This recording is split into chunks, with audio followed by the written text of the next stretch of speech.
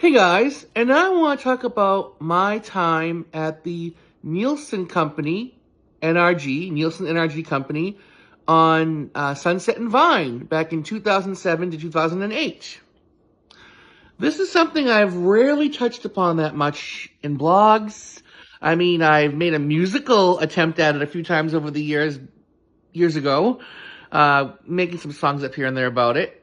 And I've talked about it a few times here and there with my experience living in Los Angeles, working in Los Angeles, and then with Annette Funicello's niece, my experience with her. But now I just want to talk about strictly Nielsen.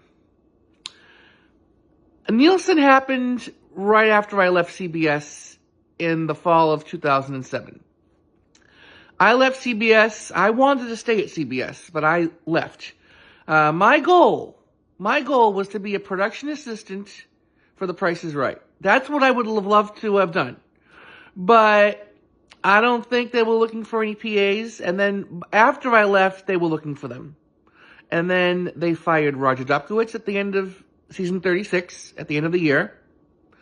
And then they fired the PA that they hired that was working with me at the time as a page. And this other page that got hired after I left that became a PA. They all got fired at the same time, a year later. So in a way, I'm glad I didn't stay at The Price is Right or CBS, because I would have been kicked out regardless.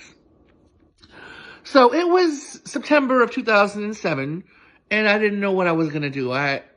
Like I said, my ex-best friend, Chuck, could have helped me get work on The Bold and the Beautiful as an extra, and he could have helped me get a PA job on Dancing with the Stars. The minimum, but he didn't want to do that. He wanted to be Mr. Blacklister in his own way, and I had to take him everywhere. So I had to just watch as all my other friends got work there, and I had to leave. And I got the job at Nielsen back in September, right away. I got it in September 2007. So I started there in September 2007, and it was just, you interview people over the phone. Hi, this is Mark. I'm calling from the Nielsen Movie View in Hollywood, California. How many times have you been to the movies in the past 2 months? And they'd say how many times. And then how many times in the past 6 months? And then they'd say how many times. And if they got a number that was required, then the survey would continue. And now I'd like to ask you about some movies in the theaters that are going to be playing. So, for example, like, I don't know, whatever was coming out, like Borat or whatever. Like, Borat was a movie, but that was before I started there. Borat. Would you definitely, probably, might or might not, probably not, or definitely not want to see that? And then they would say their answers. And then, if they didn't want to see any of them, the survey would end. If they said one of them and they say a different one, then the survey would end. If they chose the other one than the original one they wanted to see best. So at first, and if you didn't get the survey at all completed, like all the way through, you wouldn't get credit. That's what I hated about that place. I didn't like that. And then they had monitors who would monitor everything you said. And if you said a word wrong, like Salma Hayek, instead of saying Salma Hayek, and you said Salma Hayek, or one of the titles was called The Women as a movie. And I said, The Woman. You know, me and my English. The Woman. No, you said it wrong. So if we didn't get perfect 10 score, we wouldn't get extra points going toward, like, I don't know, we got to buy stuff online. You know, back then they had iPods, and like, mostly those were the most biggest things that were out at the time, iPods. So, that was basically what the Nielsen Company was about. There were 5 different teams. I remember when I started, there was a guy named Monty. He was in charge of one team. Larry was in charge of another. Terrence was in charge of another. Nick was in charge of another. His team would usually win Lunchbox every month, who have the most completed movie surveys. And then Pam. Pam was on my team. She was my team leader. And she was very motherly, very nice to me, very accepting, very sweet. And I felt at home there. Even though I didn't want to be there, I would have loved to have stayed at CBS. I felt at home there. And I was a jokester in that place. Oh my gosh. It was right outside of the Hollywood sign. We were in the back of the building on Hollywood and Sunset and Vine at the House of Blues. And you can see the Hollywood sign from the back. And as time went on, I started changing my voice and this and that and adding more to my name and making people laugh on the floor. But I was one of the best on my team. On my team, there was myself. Then there was a girl named Nadia. And then a guy named David. He was like, I was in my early 20s, like 25. And he was like maybe 48, 49, maybe even 50. So, and he was like this dancer, belly dancer guy. He loved vampire fiction. He was a playwright. And he would claim that he was an actor with speaking credits on Saturday Night Live. He really wasn't, though.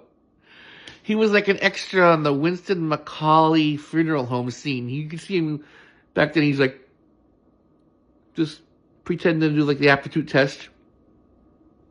That no lines, but myself and David on my team were the best. So in the new year, in 2008, we were invited to a meeting, David and I. And there were people taking over the company, and they wanted to make the surveys easier for us. They wanted our own feedback. And we said, make them easier to get. You know, if you lose the survey, if they don't go to the movie so many times, or they choose a certain movie they want to see, then they change it. I want to see this one instead. And then you lose the survey. So we were giving them so many. I didn't really have any ideas. I just said, yeah, I agree with what they're saying. We need to get easier surveys.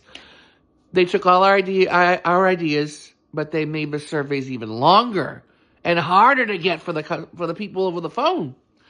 So it got worse in 2008. So, like I said, in the new year of 2008, I was applying everywhere. I was applying to even restaurants, too. I wanted to get out of Nielsen. The surveys got harder to get. People were getting fired. People were getting, warnings that they were going to get fired. People who went to college were getting warnings and either getting fired or they were quitting. They were leaving. So it was around March, like I said. I was doing PA work, free PA work throughout March. And then I did that free PA work at the end of March 31st. And I got hit by a car. Then I decided to face my fear in the break room. And I walked up to Tammy Funicello. And I got to know her. That was the beginning of April. She was on another team. So on my team, we had a few new people come in. We had a guy named John. Actually, John Carius. He's a funny actor. He was on the New Gong Show. Very funny, non-union indie film guy. Very amazing credits he has. He has so many credits. We'd always joke around them, me and him. Really weird stuff. But there was a girl named Ashley. Ashley, she lived in a very bad area of California, Southern California, Los Angeles, in the the Martin Luther King section. I think a lot of them did either there or they lived like in downtown LA or Hollywood where things were really bad. Then there was a guy named Danny. He was on my team, Danny. A girl named Megan. And then John B. And those are just a few people that were on my team that were like friends of mine that I talked to a lot. Cameron, that was another kid. He was like a musician. He was a couple years younger than me, maybe like 18. But then as the new year came about, I started being more outspoken, more funny, and Pam didn't like it. Mark, one name on the phone, one name. All right. Then me and my friend Cameron were sit next to each other. And then, I don't know, I say something weird. And she go, Mark. I go, Cameron made me do it. I don't care who made you do it. Just get to work. All right. So, and then that guy, David, the playwright, I don't know. He was so nice at first to me, but then he didn't like me. he would talk. I heard from Ashley he would talk behind my back when I wasn't there. One day he wasn't there, and I was imitating him over the phone. I'm like, "Hi, my name is I forget what he used to use. Something, I don't know, some name, I forget." But he didn't like it. It went back to him that I was mimicking him. I need respect. I'm like, fine, I'm not going to do it anymore. But then when I wasn't there, he used to talk about me, how he didn't like me. That was something I didn't like. I just forget what he used to use over the phone. Hi, this is something. I forget what he used to use for a name. And then there was a girl named Doreen. She was funny. She was so funny. She was a good friend of mine. But I used to get in trouble. I used to get in trouble so easy because Pam was Southern. She was brought up in the South, I believe. And I would go, hey, tell so-and-so I say hi. Like Doreen, tell her I say hi. And they report me. I'm like, I just said to say hi to her. Oh, some people don't like that in California. I'm like, okay, all right, I won't say it anymore. So I used to get in trouble for the stupidest things. But Pam was very motherly. But then as the year went on, in 2008, they were fearing for their jobs.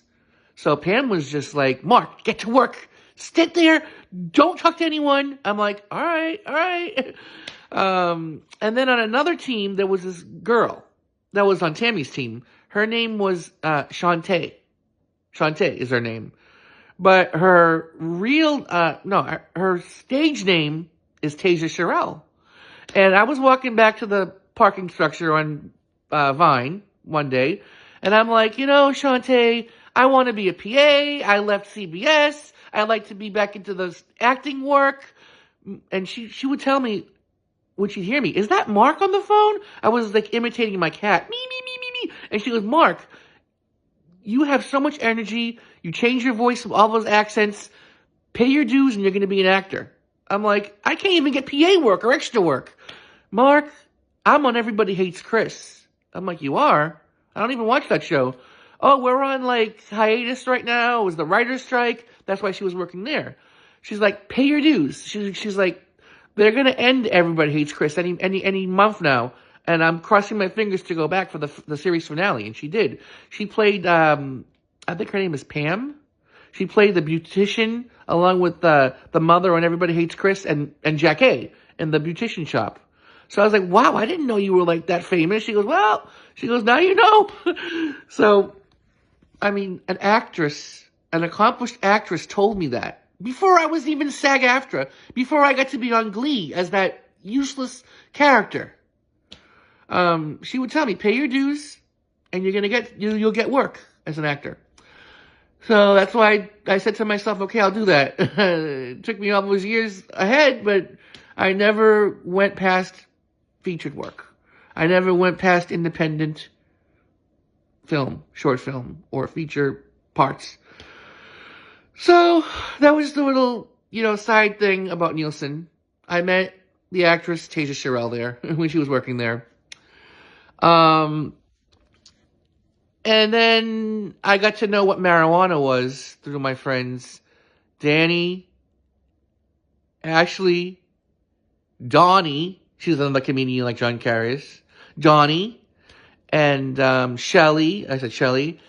Danny, Ashley. We would all walk on our sometimes on break, our hour break. We'd go down the street. And they go, we're going to go to a side alleyway. Mark, don't come with us. I'm like, why? Oh, we're going to do marijuana. Okay.